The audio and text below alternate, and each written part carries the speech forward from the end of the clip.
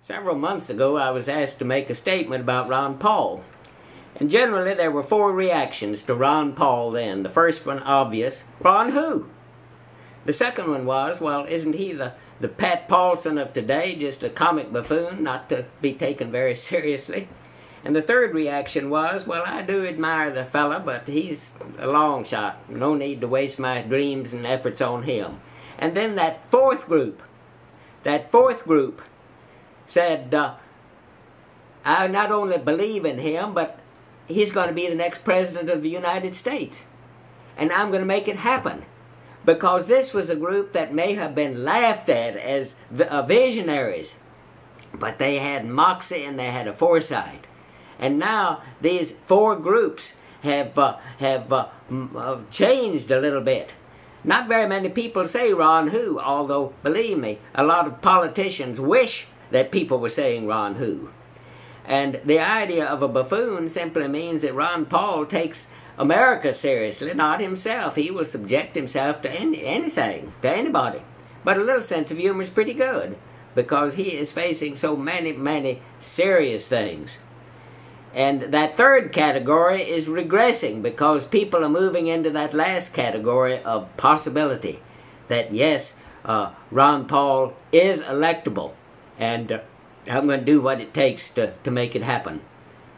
But no one says it's going to be a cakewalk. In fact, if we had that kind of overconfidence, we would be closer to being defeated than we would if we realized we're the underdogs. America we all love underdogs. But that is going to take a certain kind of strategy for us to have. The first is money. I realize we never have liked the idea of buying an election or that the worth of a candidate was based on money. But there has to be a level playing field.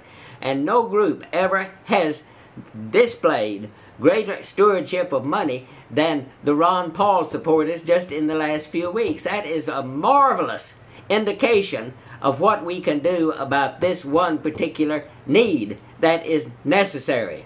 There are a lot of rules and regulations. It's a minefield out there.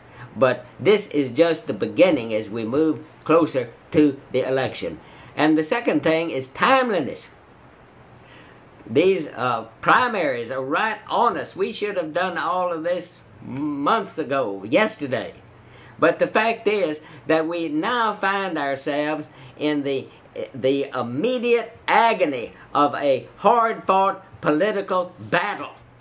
And these folks are going to be fighting us in every direction that they can fight us. Believe me. But we have to change our own thinking from that where we are accused of being just a loosely knit group of happy hobbyists into a regimented army under professional, disciplined leadership. Very much, unfortunately maybe, for our feelings, very much like the other candidates. Again, we have to get the word out there. We have to get the word out there yesterday. We cannot start soon enough following up on this marvelous thing that we have done a few weeks ago with our money raising. We also have to adjust our thinking from that of a hobbyist, if indeed that's where we ever were, into professional people ready to win an election. And then the third thing, we all have to be mighty recruiters. We want to grow logarithmically, every one of you. Recruit two people who will recruit two people who will, on and on. And we have to be this huge group of people, starting out with the doorbell ringers in the smallest precincts all the way up to the top. And then the fourth thing involves the sacrifice that we are going to have to make.